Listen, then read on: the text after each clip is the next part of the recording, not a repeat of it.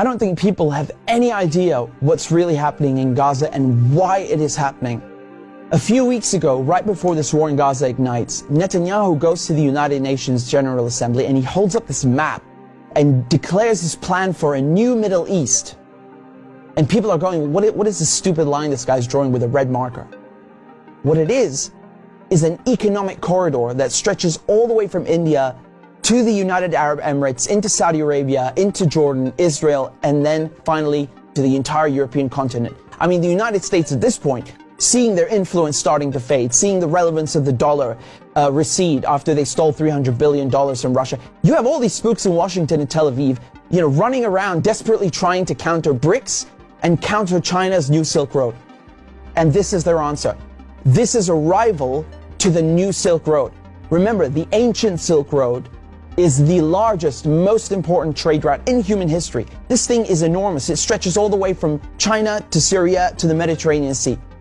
The Chinese know how important this thing is and they want to revive it. It is the future of world economics, trade, and politics. Within the span of a few weeks, Iran and Iraq have signed a railway deal. So now you have a rail link for the new Silk Road.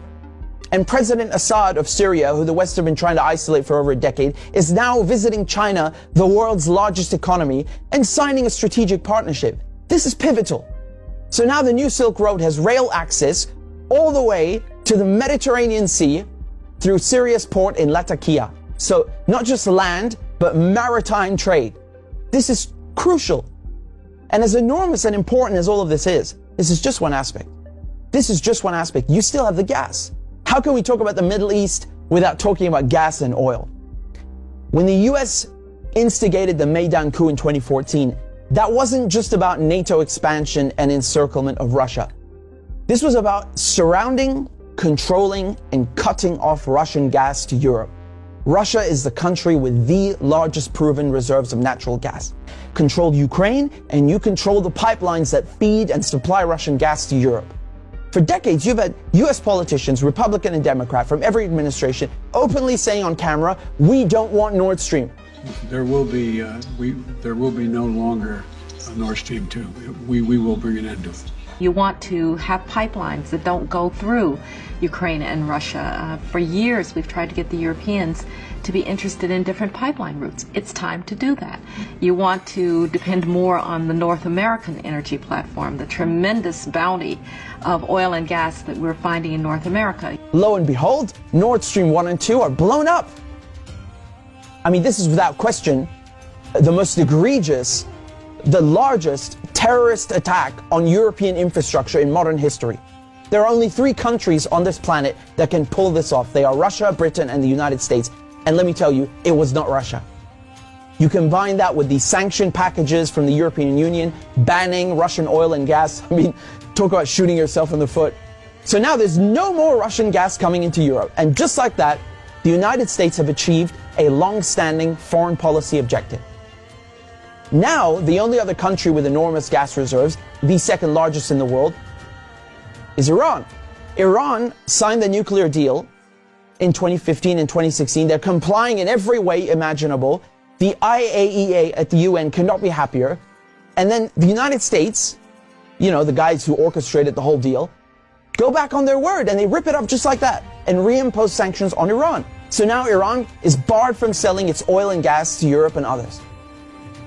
So Russia and Iran, the 2 countries with the largest gas reserves, are out of the picture. Then Israel, all of a sudden, proposed themselves as a solution to the European Union's gas shortages. Take our trilateral energy, for example, that we closed in June with Egypt and Israel. It has played an important role in our strategy to get rid of the Russian fossil fuels.